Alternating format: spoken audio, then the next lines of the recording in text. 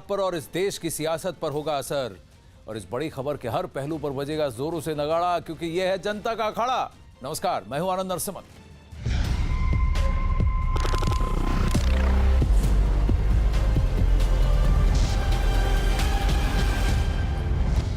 अखाड़ा में आज सिर्फ बात और बहस महाराष्ट्र पर। महाराष्ट्र में सत्ता के लिए मचे सियासी घमासान में सुप्रीम कोर्ट का फैसला कल सुबह 10:30 बजे तक आएगा। जी हां, कोर्ट ने अपना ऑर्डर रिजर्व कर लिया है, यानी 24 घंटे की मोहलत और मिल गई है। आज और कल के बीच में फ्लोर टेस्ट तो नहीं होगा, उसके बाद क्या होगा कोर्ट बताएगा। यानी महाराष्ट्र की फडणवीस सरकार को कल सुबह 10:30 बजे तक की राहत सी मिल गई है। महाराष्ट्र में देवेंद्र फडणवीस को मुख्यमंत्री और अजीत पवार को मुख्यमंत्री बनाने के खिलाफ कांग्रेस, एनसीपी और शिवसेना ने सुप्रीम कोर्ट में शनिवार रात याचिका डाली थी। अब इस याचिका पर कल सुबह 10:30 बजे फैसला सुनाया जाएगा। कोर्ट ने आज मामले की सुनवाई करते हुए फैसला सुरक्षित रख लिया। कोर्ट ने साफ कर दिया कि वह कल सुबह 10:30 बजे इस मामले में अपना आदेश जारी करेगा। पक्ष और विपक्ष ने इस मामले में अपने तर्क रखे। बीजेपी और सीएम फडणवीस की तरफ से पेश वरिष्ठ वकील मुकुल रोहतगी जहां इस मामले में विस्तृत सुनवाई की वकालत कर रहे थे और दलीलें दी कि स्पीकर बहुमत परीक्षण करवा सकते हैं, वहीं कांग्रेस, एनसीपी और शिवसेना के वकील जल्द से जल्द फ्लोर टेस्ट कराने की मांग कर रहे थे। राज्यपाल की तरफ से पेश हुए सॉलिसिटर जनरल तुषार मेहता ने तर्क दिया कि कैसे राज्यपाल ने देवेंद्र फडणवीस और अजीत पवार को शपथ दिलाई। उन्होंने राज्यपाल को सौंपी समर्थन की चिट्ठी पहले मराठी वाली जो है वो कोर्ट में पेश कर की थी। तुषार मेहता ने अंग्रेजी वाली चिट्ठी सौंपी और उसे कोर्ट में पढ़ा। उन्होंने दलील दी कि राज्यपाल ने 9 नवंबर तक इंतजार किया। 10 तारीख को शिवसेना से पूछा तो उन्होंने भी सरकार बनाने से मना कर दिया। फिर 11 नवंबर को एनसीपी ने भी मना कर दिया और राज्यपाल ने राष्ट्रपति शासन लगवाया राज्य में। तुषार मेहता ने कहा कि राज्यपाल को सौंपी गई चिट्ठी के आधार पर कहा गया कि इसी के कारण उन्होंने फडणवीस और अजीत पवार को शपथ दिलाई। सुप्रीम कोर्ट में 22 नवंबर को लिखी गई एनसीपी नेता अजीत पवार की चिट्ठी को भी सौंपा गया, जिसमें उन्होंने दावा किया था कि एनसीपी के सभी 54 विधायकों ने उन्हें नेता चुना है, यानी विधायक दल का नेता, और सरकार बनाने के लिए अधिकृत किया है कि एमएलए जो भी फैसला एमएलएस के लिए और एनसीपी के लिए विधायक दल के लिए, एनसीपी के विधायक दल के लिए लेंगे, वो फैसला लेने का अधिकार जो है अजीत पवार के पास है। ये लेटर कोर्ट में सौंपा गया।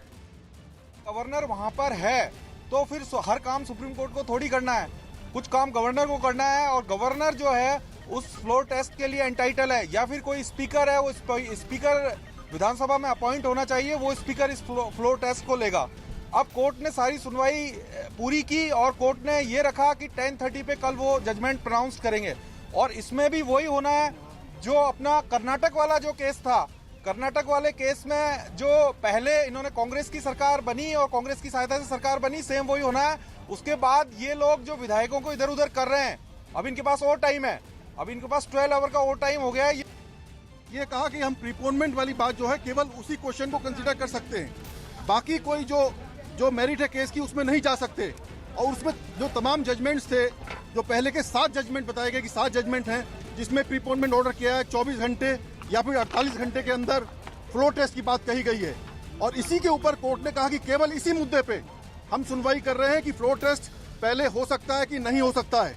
और इसी मुद्दे के ऊपर उन्होंने सुनवाई पूरी करी और फ्लोर टेस्ट के लिए 10:30 बजे कल ऑर्डर पास करने के लिए रिजर्व कर लिया है। सुप्रीम कोर्ट कल 10:30 बजे इस मसले पे अपना ऑर्डर पास करेगा। भारतीय राष्ट्रीय कांग्रेस, शिवसेना और एनसीपी की ओर से स्पष्ट तौर से हमने फिर दोहराया कि महाराष्ट्र में प्रजातंत्र की हत्या हुई है और जनादेश को धूमिल कर संविधान को पांव तले रोन दिया गया है और एक नाजायज भारतीय जनता पार्टी और अजीत पवार जी की अल्पमत वाली सांझी सरकार वहां बनाई गई है। सुप्रीम कोर्ट को हमने 154 विधायकों के शपथ पत्र भी दिखाए। एनसीपी, कांग्रेस और शिवसेना के पास संपूर्ण बहुमत है क्योंकि वो आंकड़ा 145 का है और 154 विधायक साथ हैं। जैसे ही बाकी विधायक भाजपा की जेल से छूट जाएंगे तो ये संख्या और बढ़ने वाली है। आदरणीय उच्चतम न्यायालय ने दोनों पक्षों के बहस को सुनकर मामला आरक्षित किया है और ये निर्णय कल 10:30 बजे वो सुनाएंगे। एहतशाम खान जुड़ रहे हैं सुप्रीम कोर्ट की डिटेल्स के साथ हमारे साथ, और इस सियासी घमासान पर बात करने के लिए आज अखाड़ा के स्पेशल एडिशन में हमारे साथ मौजूद हैं शेष नारायण सिंह, ए.के. वाजपेयी, साथ ही संजय गुप्ता शिवसेना से जुड़ेंगे थोड़ी देर में, और राजीव पांडे बीजेपी से भी जुड़ेंगे। लेकिन एहतशाम, सबसे बड़ी बात है, कहानी में ट्विस्ट कोर्ट में आया। कोर्ट में इस बात पे मैं कह रहा हूं कि सेना, एनसीपी और कांग्रेस की तरफ से पैरवी करते हुए अभिषेक मनु सिंघवी और कपिल सिब्बल ने यह नहीं कहा कि अजीत पवार द्वारा जो दिया गया था लेटर राज्यपाल को, वो लेटर फर्जी है। उन्होंने यह कभी नहीं कहा। उन्होंने यह भी नहीं कहा कि यह लेटर 22 नवंबर का नहीं है। दूसरी बात, जो लीडर ऑफ लेजिस्लेटर पार्टी यानी विधायक दल से हटाए जाने का जो पद का जो लेटर था, उसमें भी सारे एनसीपी के विधायकों के दस्तखत वहां नहीं थे। बात अब यहां पे आके अटकी है कि फ्लोर टेस्ट कब होना चाहिए और कैसे होना चाहिए।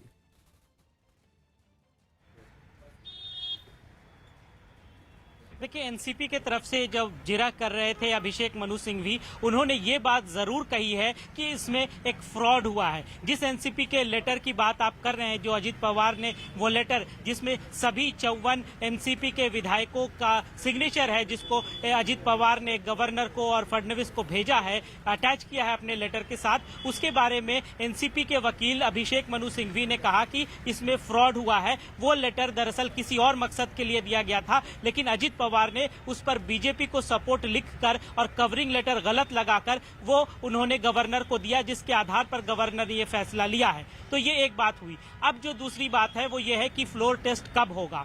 जाहिर सी बात है, कल सुप्रीम कोर्ट अपना जब फैसला देगा तो उसमें वो तय करेंगे कि फ्लोर टेस्ट होगा तो कब होगा, और हो सकता है कि ये भी होगी सुप्रीम कोर्ट इसमें किसी तरह से हस्तक्षेप करने से मना कर दे। तो ये एक पहलू है। दूसरा जो सबसे अहम है, जिस पर ज्यादा बात नहीं हो रही है, वो ये है कि स्पीकर कौन होगा। क्या प्रो टर्म स्पीकर ही शक्ति परीक्षण करवाएंगे या फिर रेगुलर स्पीकर नियुक्त होगा। इसमें असल झगड़ा है, और वो झगड़ा ये है कि एनसीपी और कांग्रेस पार्टी और शिवसेना चाहती है कि प्रो टर्म स्पीकर, जो कि सीनियर मोस्ट एमएलए होता है, वही शक्ति परीक्षण भी करवाए। लेकिन जो बीजेपी है, उनका ये कहना है कि इसके लिए रेगुलर स्पीकर का पहले चयन हो, और हमेशा से यही होता आया है कि जो रेगुलर स्पीकर होते हैं वही शक्ति परीक्षण कराएं। अब असल लड़ाई इसी पे आकर रुकी। और इस लड़ाई में भी मुकुल रोहतगी ने कहा कि अगर आपके पास नंबर है तो स्पीकर आपका होगा, नहीं तो स्पीकर हमारा होगा। प्रोटेम स्पीकर में भी दो नाम है, बाला साहेब थोराट और कालिदास कोलंबकर। बाला साहेब थोराट कांग्रेस पक्ष के हैं, यानी सेना एनसीपी कांग्रेस वाले पक्ष के हैं, और कालिदास कोलंबकर पूर्व कांग्रेस विधायक, अभी वडाला से विधायक हैं, वो बीजेपी की ओर से लड़े हैं, तो वो बीजेपी की चॉइस हो सकते हैं। दोनों की वरिष्ठता सामान्य लगती है। अब इस वक्त की एक बड़ी और खबर आ रही है कि महाराष्ट्र में इस वक्त उप मुख्यमंत्री अजीत पवार विधान भवन में बैठे हैं। अजीत पवार को मनाने के लिए एनसीपी के वरिष्ठ नेता विधान भवन पहुंचे हैं। एनसीपी के जो नेता अजीत पवार को मनाने पहुंचे हैं, उनमें जयंत पाटिल, सुनील तटकरे, छगन भुजबल, दिलीप वलसे पाटिल, ये सारे जो हैं ये प्रमुख हैं। ये सब अजीत पवार को मनाने की तर्क में बैठे हैं, और उनको बहुत कोशिशें की जा रही है। अब महाराष्ट्र के विधानसभा चुनाव के नतीजों के बाद सियासी मैदान से लेकर सुप्रीम कोर्ट तक में सरकार बनाने की जंग जारी है। अजीत पवार के साथ मिलकर बीजेपी ने देवेंद्र फडणवीस के साथ जो है ये सरकार बनाई है, जिसे विरोधी खेमा लगातार चुनौती दे रहा है। मुख्यमंत्री देवेंद्र फडणवीस ने आज पदभार भी संभाल लिया। जी हां, अपने ऑफिस का चार्ज भी ले लिया। इस वक्त इन सबके बीच बहुमत को लेकर दोनों खेमों से लगातार दावे किए जा रहे हैं। आज एक तरफ एनसीपी के अध्यक्ष शरद पवार ने दावा किया कि देवेंद्र फडणवीस के पास सरकार बनाने लायक बहुमत नहीं, यानी फडणवीस अल्पमत की सरकार चला रहे हैं। शरद पवार ने कहा कि अजीत पवार को पार्टी से निकालना है या नहीं, ये पार्टी की कमेटी तय करेगी। अब इस बयान को एनसीपी के भीतर की हलचल से जोड़कर देखिए। शरद पवार की ही पार्टी के नेता छगन भुजबल आज सुबह अजीत पवार से मुलाकात के लिए पहुंच गए। छगन भुजबल ने अजीत पवार के साथ मुलाकात के बाद कहा कि सरकार तो आती जाती रहती है, परिवार नहीं टूटना चाहिए। अब इन दोनों बयानों को अगर जोड़ें तो महाराष्ट्र की पहली पहेली सुलझने के बजाय और थोड़ी उलझ जाती है। आइए सुनिए। जर वेळ आली तर अजितदादांची हकालपट्टी केली जाईल का राष्ट्रवादी काँग्रेस असं आहे की या सगळ्या गोष्टी कोणी एक व्यक्ती ठरवत नाही, पक्ष ठरवेल. पक्षाच्या समोर ज्यावेळी विषय येतील त्यावेळेला त्याचे निर्णय घेतले जातात. गव्हर्नमेंट आती है जाती है, घर टूटना नहीं चाहिए। सर बहुमत सिद्ध होगा सर, आपको लगता है? बोला अजीत पवार ने? अभी आपको उम्मीद है कि एनसीपी शिवसेना और कांग्रेस सरकार बना पाएगी? सर क्या बोले अजीत पवार? अजीत पवार ने क्या बोला? सरकार इतने जाता है घर अजीत पवार ने क्या कहा? अजीत अजीत पवार ने क्या कहा भुजबल साहब? अभी भी उन्होंने कहा कि वो पवार साहब मैंने कहा ना कि कोशिश जारी रहेगी, उसमें सब आता है। क्या कामयाब सरकार आती है जाती है, घर टूटना नहीं चाहिए। शरद पवार साहब कहते हैं ये मेरे अकेले का फैसला नहीं, पूरी पार्टी का फैसला है। अब आप देखिए बहुत सारे इमोशनल पोस्ट भी आए हैं। सुप्रिया सुले ने पोस्ट किया, रोहित पवार ने पोस्ट किया, सबने कहा कि देखिए घर टूटना नहीं चाहिए, हम उम्मीद करते हैं कि सब एक साथ मिलकर काम करेंगे। प्रेशर बन रहा है अजीत पवार पर। वहां कोर्ट में ये ऐसा पेश किया गया कि अजीत पवार से सब कुछ छीना जा रहा है, पवार वर्सेस पवार वाला सिनेरियो बन रहा है। विवेक एक बात बताइए, ग्राउंड पर क्या चल रहा है? क्योंकि कई तरह से अटकलें भी लग रही हैं, क्योंकि अजीत पवार से एनसीपी को दिया गया पावर शेयरिंग मॉडल पर भी बात चल रही है और इससे थोड़े शिवसेना के पसीने छूटने लगे हैं। बिल्कुल शेख आनंद, आपने देखिए पॉलिटिकल सिनेरियो मुंबई महाराष्ट्र में लगातार हर आधे घंटे एक घंटे में लगातार बदल रहा है। अब देखिए शिवसेना और पूरी कोशिश कर रही है कि वो अजीत पवार को मनाने की कोशिश करे, जो उनकी कंडीशन है 50-50 सीएम की, उस पर वो भी बातचीत करे। लेकिन अजीत पवार अब लगता है पूरी तरह से मन बना चुके हैं कि वो बीजेपी के साथ ही जाएंगे। आनंद एक बात समझिए कि किस तरीके से जब पहले दिन उन्होंने डिप्टी सीएम पद की शपथ ली थी, बाकायदा उनको ट्विटर पर सब लोगों ने धन्यवाद किया था, सब लोगों ने मुबारकबाद किया था, लेकिन अजीत पवार ने कोई भी रिस्पॉन्स नहीं किया था। 24 घंटे बाद यानी दूसरे दिन बाद अजीत पवार ने किस तरीके से वो सबको धन्यवाद कर रहे हैं, अमित शाह को धन्यवाद कर रहे हैं, पीएम को धन्यवाद कर रहे हैं, यानी कि समझ सकते 24 घंटे बाद उन्होंने सबको धन्यवाद किया। और उनके ट्वीट से ये कहीं ना कहीं पता चल गया कि अजीत पवार का फाइनल डिसीजन क्या है, वो बीजेपी के साथ रहेंगे।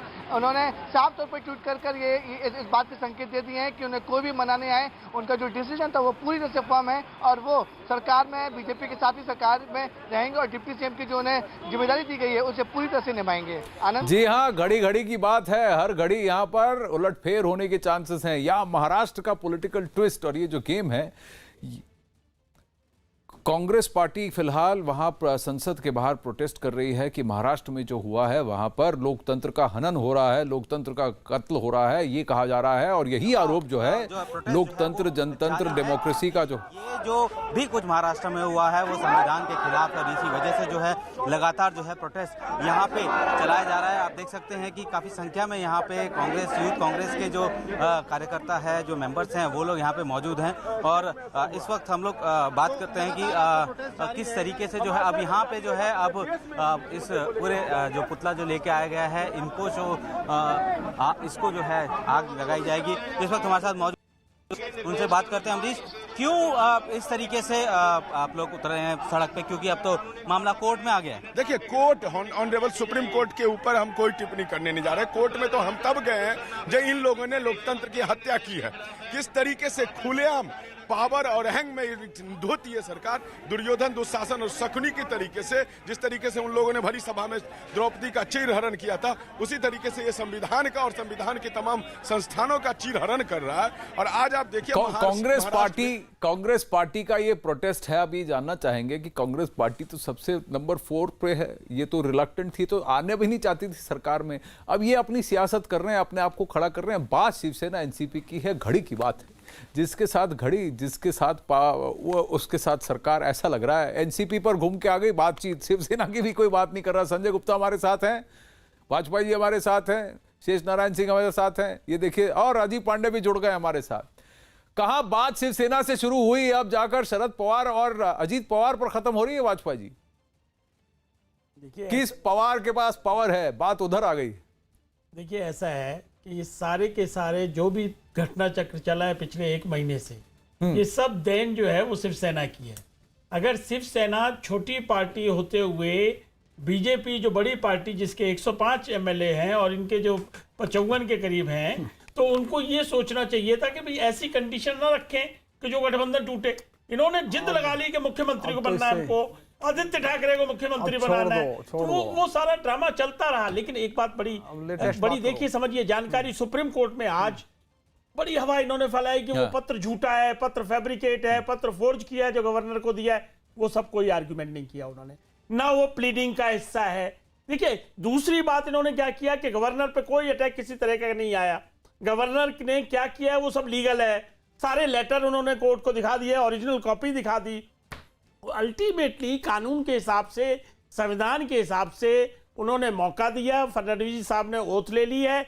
अगर फ्लोर टेस्ट में नहीं होगा तो वो उनको जाना पड़ेगा। और आज सुबह सुबह संजय राउत साहब आकर बैठ के क्या कहते हैं, देखिए यहां तो महाराष्ट्र में खबरें ये चल रही हैं कि अजीत पवार को या एनसीपी को ये वादा किया गया कि चीफ मिनिस्टर रोटेशनल होगा 2.5 साल का, जो हम मांग कर रहे थे, अब ये जाकर उनको दे रहे हैं। अब शिवसेना सोच रही है ये कहां फंस गए।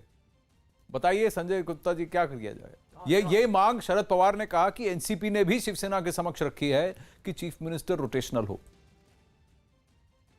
इसके विषय में कोई अधिकारिक पुष्टि मैं तो नहीं, शरद पवार का साउंड बाइट है, मैंने सुना है, उन्होंने खुद कहा है कि हमने ये बात उठाई थी, इस पर डिस्कशन इनकम्प्लीट है। हाँ तो वो इनकम्प्लीट है, किसी भी तरह की कोई अधिकारिक पुष्टि नहीं है। और इधर संजय राउत ये कहते हैं कि देखिए खबरें ऐसी आ रही कि बीजेपी ने शायद एनसीपी को वादा किया कि जो कुछ शिवसेना को मिलना था वो सब आपको मिलेगा, आ जाओ। नहीं, इस चीज की तो आधिकारिक तौर पर अभी पुष्टि भी कर दी गई कि ये जिस तरह की खबर चल रही है इसमें कोई तथ्य नहीं है, ये बेकार की बातें हैं। अच्छा, हाँ। पर किया धारा सब कुछ शिवसेना का कहते हैं वाजपेयी जी, आप क्या कहेंगे? देखो हम तो इनको यही समझाया है कि गठबंधन की राजनीति जो होती है, देखिए एक बात कहूंगा मैं वाजपेयी साहब, एक गठबंधन वाली बात आप पहले भी कह चुके हैं, 105 वाली बात भी आप पहले कह चुके हैं, खत्म हो चुकी है बात, अब छोड़ दीजिए, गठबंधन टूट चुका है हमारा आपसे। अब नई बात कीजिए कि सरकार कैसे बनेगी, हम कैसे बनाएंगे, आप कैसे बनाएंगे, सरकार कैसे बनाओगे, छोड़ दीजिए। चलो तो सुप्रीम कोर्ट गए हो ना, पहले भी सुप्रीम कोर्ट जा रहे थे ये, फिर वो गए नहीं, इन्होंने मेंशन भी नहीं किया, पिटीशन वापस ले ली। आज भी अल्टीमेटली कंक्लूजन ये निकला कि इन तीनों पार्टियों ने ये कहा कि आप फ्लोर टेस्ट करा दीजिए, हम अपनी पिटीशन वापस ले लेते हैं। तो मतलब क्या आप इनको क्या, देखिए फ्लोर टेस्ट ये स्टेटमेंट दिया बकायदा तीनों काउंसिल ने सुप्रीम कोर्ट में, और अल्टीमेटली फ्लोर टेस्ट का 30 तारीख तक का टाइम मिला हुआ है।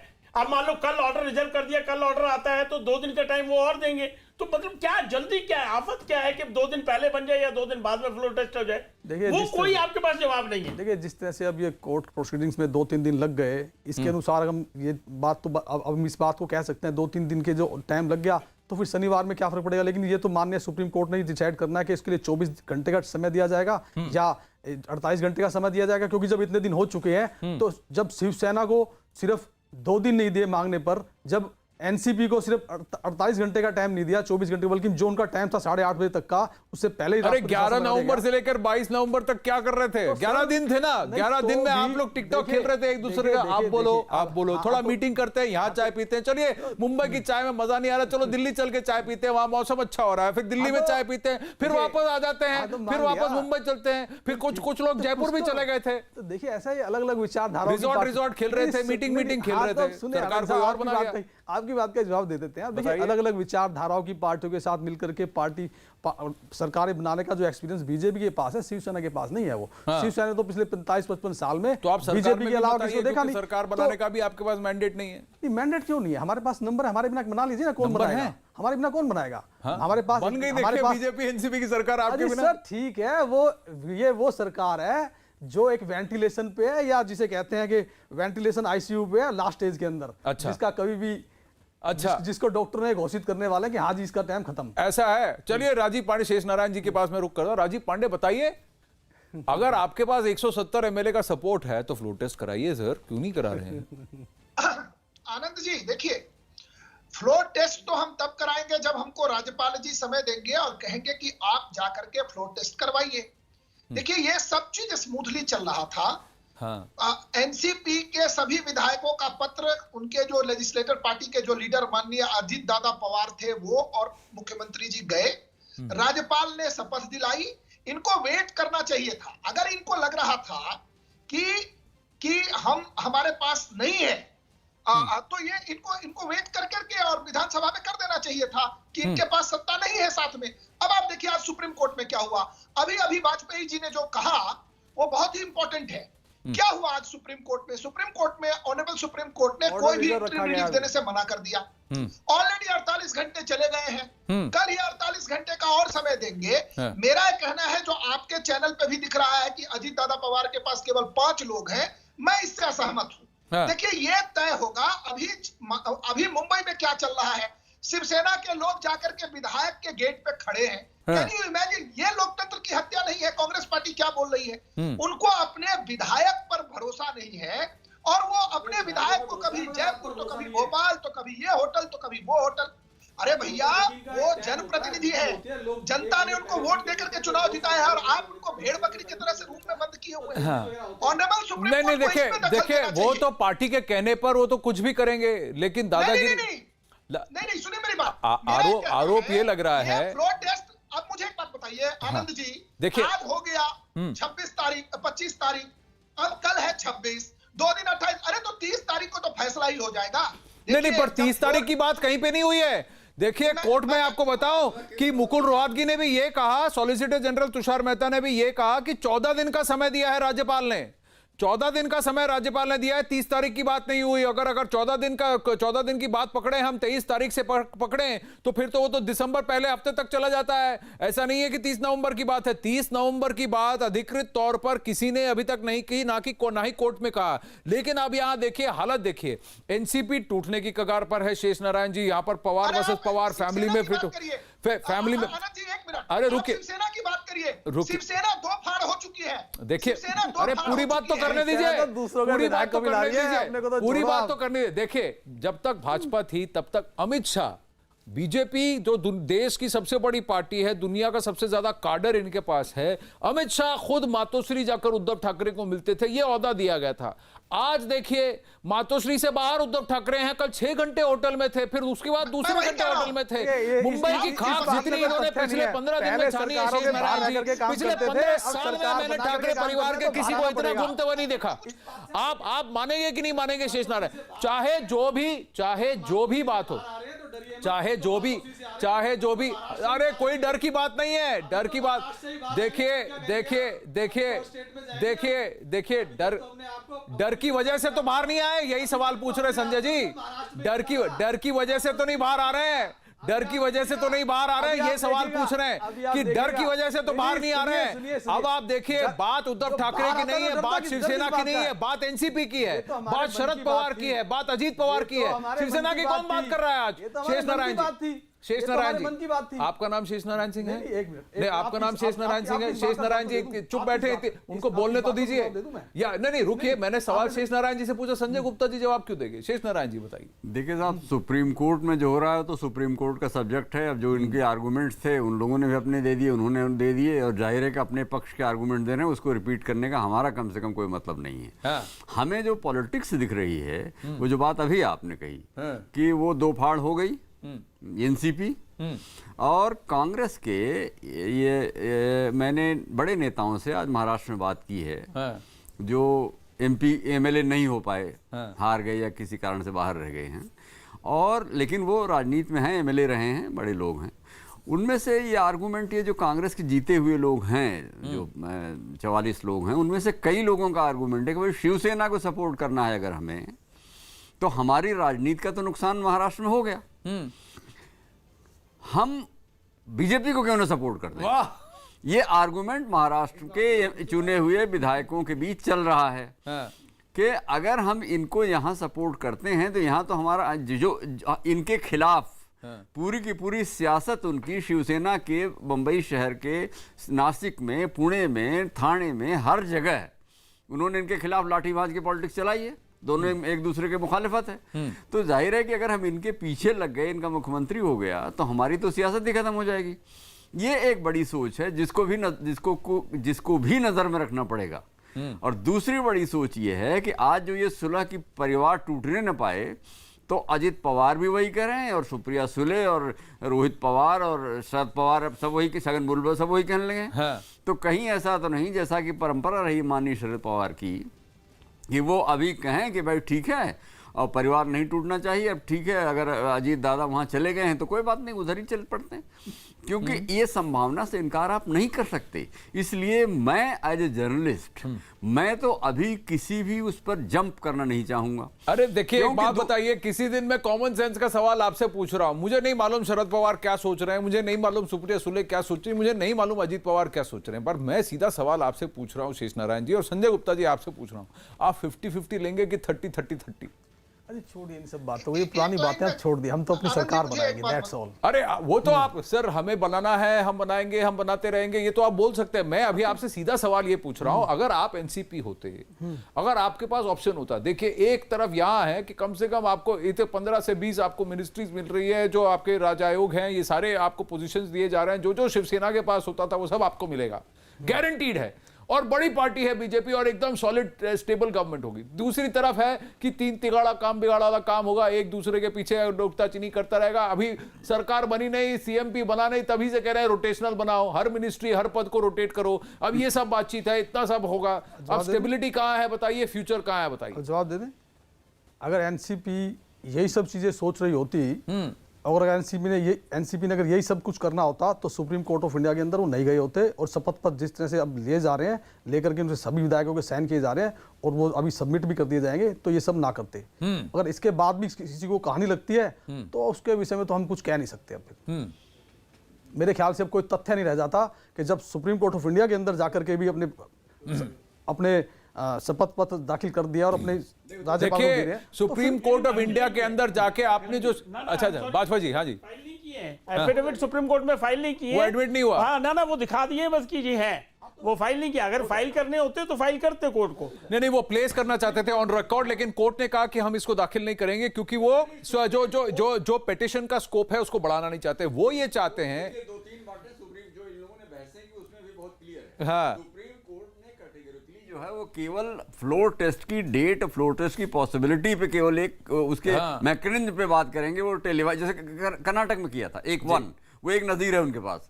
और दूसरी बात यह है कि जो पता नहीं किस पार्टी के वकील थे, वो मुकुल रोहतगी का जो आर्गुमेंट था कि गवर्नर देवेंद्र फडणवीस और बीजेपी और इंडिपेंडेंट एमएलएस की तरफ से खड़े हुए थे, उन्होंने तर्क दिया था, जिसको तुरंत उन लोगों ने रूल आउट कर दिया कि गवर्नर का एक्शन जो है जुडिशियल रिव्यू के दायरे में नहीं आता। वो गलत है।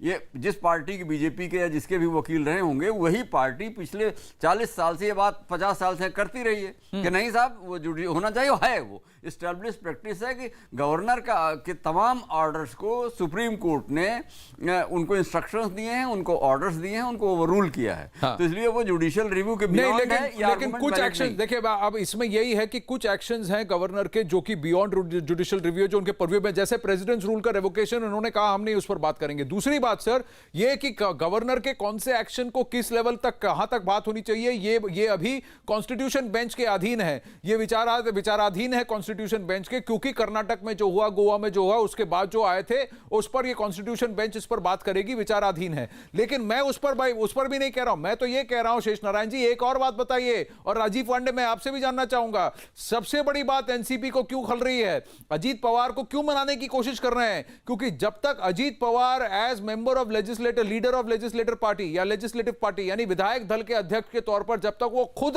इस्तीफा नहीं दे देते, तब तक वो एलएलपी रहेंगे, क्योंकि उन्होंने एलएलपी होते हुए ये फैसला लिया विधायकों के लिए, और फिर उन्होंने डिप्टी सीएम, बतौर डिप्टी सीएम शपथ ली, तो क्या उनका विप रहेगा? और अगर वो विप जारी करते हैं तो विप वाला सवाल है, फ्लोर टेस्ट में विप किसका रहेगा एनसीपी में? आनंद जी, ये बहुत बड़ा लीगल क्वेश्चन है, जो सुप्रीम कोर्ट ऑफ इंडिया में ये बात होगी कि जब अगर एलएलपी के नेता होने के कारण, लेजिस्लेटिव पार्टी के नेता होने के कारण जब वो लेटर लेकर के गए और उनके अधिकार क्षेत्र में है ये, और जहां तक जो आप शिवसेना की बात कर रहे थे, मैं एक बात बताना चाहता हूं, शिवसेना की स्थिति अभी ये हो गई है कि वो एक शेर याद आता है मुझे कि एक कदम उठा गलत राह शौक में, फिर जिंदगी तमाम उम्र मुझे ढूंढती रही। अब शिवसेना की यही हालत होने वाली है। ये सरकार अगर चल गई, इनके बीच में है कि आप किस आधार पर कांग्रेस के साथ गए। सर अब आप गठबंधन से निकल गए, इसीलिए तो शिवसेना पर कह रहे हैं, और ये पूरा रायता जो फैला है शिवसेना की वजह से फैला है। संजय गुप्ता जी, आप मान लीजिए ये पूरा रायता जो फैला है शिवसेना की वजह से फैला है, क्योंकि मैं आपको बता दूं, जनादेश किसके लिए था? महायुति के लिए। वोट महाराष्ट्र सरकार ने किसके लिए दिया था? शिवसेना और बीजेपी की सरकार साथ में बने इसके लिए। बन क्या रही है? उसके विपरीत, जनादेश के विपरीत सरकार बनेगी, जो भी बनेगी, जो भी बनेगी।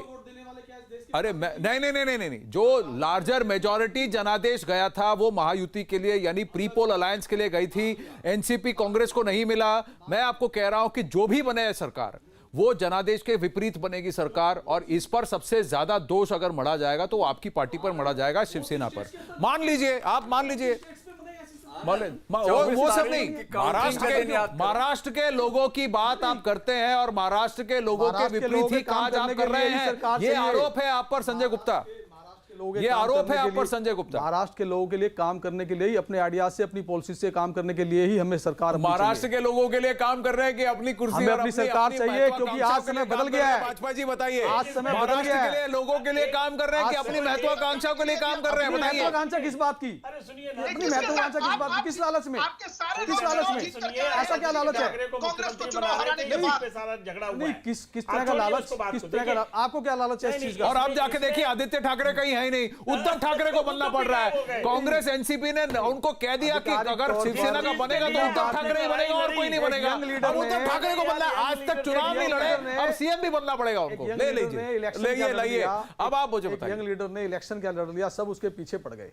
अरे इस देश के यंग लीडर्स को आगे आने दीजिए, उनकी नई टेक्नोलॉजी के अनुसार उनको काम करने दीजिए, उनको मौका दीजिए। इस देश के आर्थिक विकास को कोई कर सकता है तो यंग लीडर कर सकते हैं। जो हमारे देश के संविधान के अंदर, हमारे देश के उद्धव ठाकरे नहीं है, देश के बड़े लीडर आदित्य ठाकरे उद्धव ठाकरे नहीं है, यंग लीडर आदित्य ठाकरे उद्धव ठाकरे नहीं है। आप संजय गुप्ता इस बात को आप नकारिए कि उस दिन शरद पवार ने बाहर आकर नहीं कहा था 9 बजे कि देखिए हम चाहते हैं कि सीएम उद्धव ठाकरे हो? क्या संजय राउत ने नहीं कहा कि इस पर भी ज्यादातर सहमति बन गई है, कल सुबह उद्धव ठाकरे फैसला करेंगे? कहा था कि नहीं कहा था? आप आदित्य ठाकरे की बात कर रहे हैं, उद्धव ठाकरे की। उद्धव ठाकरे 59 वर्ष के हैं, आदित्य ठाकरे हैं 31 वर्ष के, 30 वर्ष के। आप मुझे बताइए, यंग लीडर किसकी बात कर रहे थे आप? देखिए सुनिए, उद्धव ठाकरे बनना ही नहीं चाहते थे सीएम और उनको बनना पड़ रहा है सीएम। आप मुझे बताइए, इससे बड़ा कॉम्प्रोमाइज क्या होगा? ये महत्वाकांक्षा के लिए तो फिर क्या है? ईगो ट्रिप नहीं है तो क्या है? क्या ये जनादेश था? आदित्य ठाकरे जी ने इलेक्शन लड़ा, इसी चीज से हर कोई इसको क्रिटिसाइज करने लग गया। कभी कोई मुख्यमंत्री,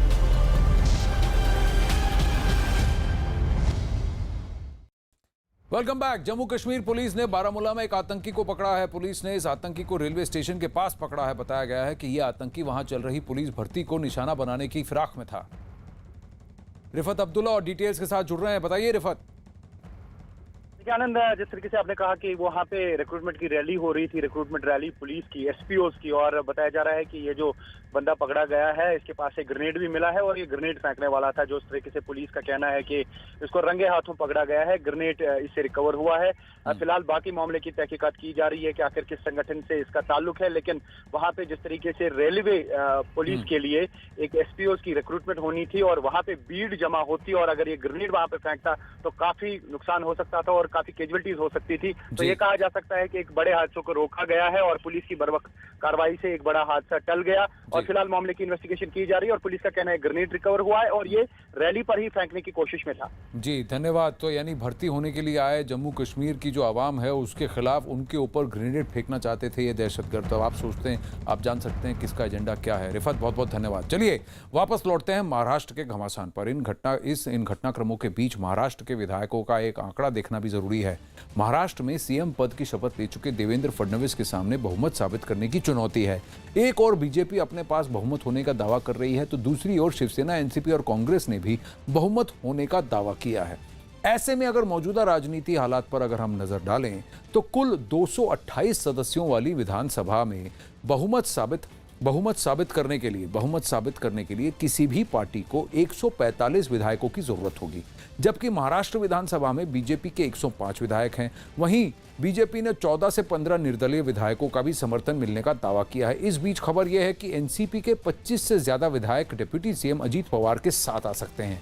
ऐसे में सीएम फडणवीस की सरकार को समर्थन देने वाले विधायकों की संख्या 145 हो रही है, जो बहुमत का आंकड़ा है। हालांकि एनसीपी ने दावा किया है कि उसके कुल 54 विधायकों में 48 से 49 विधायक पार्टी प्रमुख शरद पवार के साथ हैं, जबकि महाराष्ट्र विधानसभा में शिवसेना के 56 विधायक हैं और 5 से 6 निर्दलीय विधायक भी शिवसेना को समर्थन देने का ऐलान कर चुके हैं। वहीं कांग्रेस के सभी 44 विधायकों के पार्टी के साथ होने का दावा किया है।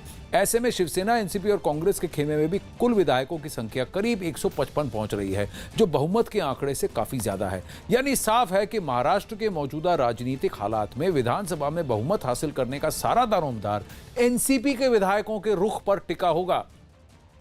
अखाड़ा में लेंगे एक छोटा सा ब्रेक के बाद इन आंकड़ों पर और सियासी दावपेचों पर बहस जारी रहेगी। Welcome back. बात महाराष्ट्र के सियासी घमासान की। बहुत सारी बातें हो रही हैं, बहुत सारी अटकलें लग रही हैं। राजीव पांडे, शेष नारायण सिंह, वाजपेयी जी और हमारे साथ संजय गुप्ता जी अभी भी हैं। शेष नारायण सिंह जी, मैं एक बात आपसे जानना चाहूंगा, आपको नहीं लगता कि अगर शिवसेना के खेमे से सही लोग सही वक्त पर सही बात करते तो ये बात इतनी नहीं बिगड़ती? और क्या अभी भी एक छोटा सा दरवाजा खुला है कि शिवसेना वापस महायुति में आ जाए, वापस एनडीए से, बीजेपी से अपनी बात बना दे? देखिए 24 तारीख याद करिए, जिस दिन रिजल्ट्स आ रहे थे, तो हम लोग कह रहे थे भाई हरियाणा में तो इनकी पिटाई हो गई भाजपा वालों की, लेकिन महाराष्ट्र में चलो सरकार बन गई। ये जनरल परसेप्शन था, क्योंकि ये माना जाता है और था भी, 30 साल से तो ये लोग साथ थे ही। बीच में थोड़ा लड़ाई झगड़ा होता था, लेकिन अलग से लड़ते फिर भी सरकार साथ बनाते थे। लेकिन इस बार उनके यहाँ क्या पेंच फंसा कि वो सब गड़बड़ा गया। और आज स्थिति ये है कि अगर इसमें से, मतलब एक हंच है, मैं इस पे कोई मेरे पास इंफॉर्मेशन नहीं है, कि अगर ये गवर्नर के ऑर्डर को सुप्रीम कोर्ट ने नल एंड वाइड कर दिया और इनकी मेजॉरिटी आ भी गई, तो ये बात 100% तय है कि जो मुख्यमंत्री होगा उससे वो 50-50 की बात तो होने ही जा रही है जी। एक तो ये होगा, और दूसरा ये होगा कि ये भी हो सकता है कि भाई चलिए शिवसेना के मुख्यमंत्री पे दिक्कत है, कांग्रेस और एनसीपी के तो 98 के करीब पहुंच रहे हैं, तो हमारा ही मुख्यमंत्री बना लो, शायद अजीत पवार से नेगोशिएशन हो रहा हो। हाँ। तो कुल मिला के जो इनका उप मुख्यमंत्री की वायदा था, गारंटी थी बीजेपी की तरफ से, वो इनका खेल गया गड़बड़ा। और आज अभी तमाम लोग कह रहे हैं कि भाई, अब यहाँ भी चर्चा हो रही कि साहब नेता सभी अच्छे होते हैं, तो अगर ऐसे नेता अच्छे होते हैं तो खराब कैसे होते होंगे? इसी पर बात करते हैं। अब जो कुछ विधायक थे जिन पर आरोप ये लगाया गया था कि हम लेकर आए हैं इनको वापस, इनको जबरदस्ती लेके जाया गया था, अब वो विधायक आप कह रहे हैं हम तो हमारी मर्जी से गए थे साहब, हमको हमारे साथ कोई जबरदस्ती नहीं हुई। सुन लीजिए। हम सुरक्षित थे, हम दिल्ली में थे, दिल्ली में एक होटल में रुके थे, वहाँ से हमारा पूरा कांटेक्ट शरद पवार साहब के पास था, रुपया ताई के साथ में था, जयवंत पाटिल के साथ में था। हम कहीं से कहाँ भी गए नहीं। लेके कोई नहीं गया था, हमें कोई लेके गया नहीं था। हमें गठन नेता ने बताया कि पूरा सरकार एक भाजपा और एनसीपी का सरकार बनने वाला है, हमें जाने का है। अब ये लीजिए, विधायक दल के नेता ने कहा था भाजपा और एनसीपी का सरकार बनने वाली है, हमारे साथ कोई जोर जबरदस्ती नहीं, हम तो अपनी मर्जी से दिल्ली आए थे। ये लीजिए राजीव पांडे, ये यहाँ पर शिवसेना कह रही है कि कोई भाग रहा था हम पकड़ के लाए, एनसीपी कह रही है कोई हाँ भाग रहा था हम पकड़ के लाए, ये कह रहे हैं हम तो खुद जाके आए, हम तो सबसे बात कर रहे थे। आनंद जी देखिए, विषय ये है ना कि ये जो भी कुछ हो रहा है अभी महाराष्ट्र में, वो जिस तरीके से विपक्षी पार्टियां रिएक्ट कर रही है, अरे भैया सरकार बनी है, अगर आपके पास बहुमत है, आप बार बार कह रहे हैं कि हम तीनों पार्टियों के पास 150 सीट है, 55 सीट है, तो आप इतने दिन क्या कर रहे थे? सुबह इस होटल में, शाम को उस होटल में, सुबह दिल्ली, शाम को दिल्ली, मुंबई, अरे आप कर क्या रहे थे? आप जब नहीं बना पाए सरकार और राज्यपाल जी के पास जब एक व्यक्ति जो अभी के मुख्यमंत्री जी है वो लेकर के गए कि हमारे पास इतने विधायकों का बहुमत प्राप्त है, अभी आपने सुना उन्होंने कहा गठ नेता अजीत दादा पवार थे। हाँ। गठ नेता अजीत दादा पवार थे, उनके साथ वो गए। लीगली ये बात जो भी शेष नारायण सिंह जी ने कहा, लीगली ये बहुत बड़ा विषय है कि गठ नेता के साथ जो लेटर दिया, क्या तो अगर कोर्ट कहती है कि फ्लोर टेस्ट कराइए, सुनिए राजीव पांडे, आप लॉयर भी हैं तो मैं आपसे पूछ रहा हूं, वकील हैं तो मैं आपसे पूछ रहा हूं, कानून का दाव क्या कहता है, पेज क्या कहता है कि अगर कोर्ट ये कहती है कि देवेंद्र फडणवीस और अजीत पवार को फ्लोर पर यानी सदन में अपना बहुमत सिद्ध करने का मौका दिया जाता है, तो क्या यह मान्य हो गया कि गठ नेता अभी भी अजीत पवार हैं, तो विप जो है उन्हीं का चलेगा? यही कह रहा हूं कि अगर supreme court, honourable supreme court of India ने यह कह दिया कि राज्यपाल जी के एक्शन में कोई भी डिस्क्रिमिनेशन नहीं है, क्योंकि राज्यपाल जी के पास जो लेटर गया, जो लिस्ट गए विधायक के, उसमें गठ नेता का एनसीपी के थे और बीजेपी के नेता माननीय देवेंद्र फडणवीस जी थे, और अगर ये हुआ तो ये बड़ा विषय होगा कि किसका इंस्ट्रक्शन माना जाएगा।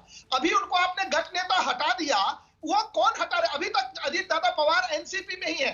आज उन्होंने सुप्रीम कोर्ट ऑफ इंडिया में कहा कि मैं एनसीपी में ही हूं, और मनिंदर सिंह जी जो अपीयर हुए उनके लिए उन्होंने कहा कि एनसीपी मैं हूं।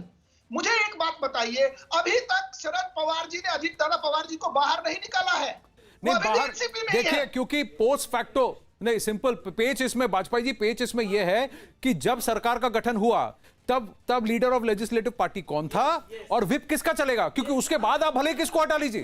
जी, जो इनका जो पवार साहब का जब लेजिस्लेटिव लीडर जो थे, तो उस वक्त का एक्शन ये है कि गवर्नर को अप्रोच किया जी, being a legislative leader LLP. But अगर पार्टी ने हटा दिया है तो किसका चलेगा, बिकॉज वो पास्ट है और वो प्रेजेंट है। लेकिन पार्टी ने तब हटाया जब मैटर कोर्ट में विचाराधीन था वाजपेयी जी। ना कोर्ट उसमें नहीं जाएगा। देखिए आप बात समझिए, एक पास्ट एक्ट है, एक प्रेजेंट है। फ्लोर टेस्ट कब होगा? 2 दिन बाद होगा, 4 दिन बाद होगा। और अगर एनसीपी ने लीडर हटा दिया है तो विप उसका चलना चाहिए जो अब प्रेजेंट है। लेकिन इसमें भी कोर्ट में ये दलील पेश की गई कि जो लेटर में हटाया और जयंत पाटिल को बनाया गया उसमें सभी एनसीपी के विधायकों के दस्तखत नहीं है। मेरी बात समझिए, मैं क्या कह रहा हूं कि कोर्ट, सुप्रीम कोर्ट ये एग्जामिन करने नहीं जा रहा है कि लेजिस्लेचर लीडर कौन था, कौन है, कौन रहेगा। वो सिंपल उनका कंक्लूसिव ये है कि फ्लोर टेस्ट होगा और वो कितने 24 घंटे। नहीं, लेकिन विप कौन जारी करेगा? विप अब वो नहीं विप जारी कौन करेगा? देखिए वो बड़ा टेक्निकल मामला हो गया है। बिकॉज तो मैं वही कह रहा हूं, देखिए सब्सिक्वेंट एक्ट में एनसीपी ने लीडर चेंज कर दिया। मैं वही कह रहा हूं कि देखिए विप वो अगर अजीत पवार को डिप्टी सीएम मान्य करते हैं तो यानी वो लीडर ऑफ लेजिस्लेटिव पार्टी थे। अगर वो लीडर ऑफ लेजिस्लेटिव पार्टी थे तो विप उनका उस वक्त होगा। तो क्योंकि कंफ्यूजन ना करिए, करेक्ट करिए, बिल्कुल जनता को समझ आना चाहिए। देखिए डिप्टी सीएम है, नो प्रॉब्लम, उस वक्त लीडर थे, no problem, but subsequent development ने एनसीपी ने चेंज कर दिया। लेकिन क्या इसमें रूल बुक ये है कि एक बार डिप्टी सीएम अनाउंस हो गया तो सदन के अंदर स्पीकर के सामने विप का ये चेंज होने के बाद, अपॉइंटमेंट होने के बाद, सभी के समर्थन के बाद विप जारी, विप जो अपॉइंट होता है, एलएलपी के पास विप के राइट्स होते हैं। मैं पूछ रहा हूं, मुझे ये दाव पेश है। लेकिन संजय जी, मैं एक सवाल जानना चाहूंगा आपसे, क्या शिवसेना में कुछ लोग अभी ये सोचते हैं कि अगर शरद पवार साहब प्रधानमंत्री से 40 मिनट मुलाकात कर सकते हैं और उद्धव ठाकरे हर किसी से मिल सकते हैं तो 10 मिनट निकालकर पीएम और अमित शाह से क्यों नहीं मुलाकात की, क्यों नहीं बात की? बनती बात क्या अभी भी बिगड़ती बात क्या अभी भी बन सकती है? क्या यह विचार है कहीं शिवसेना में कि कुछ लोगों की बड़बोली से, कुछ लोगों के प्रलोभन से क्या भटक गई शिवसेना? देखिए आनंद साहब, आपने जो बात कही इस बात में शायद कुछ दम हो सकता है। हाँ। लेकिन क्या है कि 2 बातें हैं, या तो वादा खिलाफी है या ऐसी कुछ बात है। क्योंकि देखिए एक कहावत है, बुजुर्गों ने कही है कि सीख जो है वो पत्थर को फोड़ देती है। अब ये सीख है या वाकई में वादा खिलाफी है? तो यानी आप ये कह रहे हैं कि अभी भी कुछ बिगड़ा नहीं है, बात बना सकते हैं, उद्धव ठाकरे फोन कर सकते हैं, सबसे बात कर सकते हैं, तो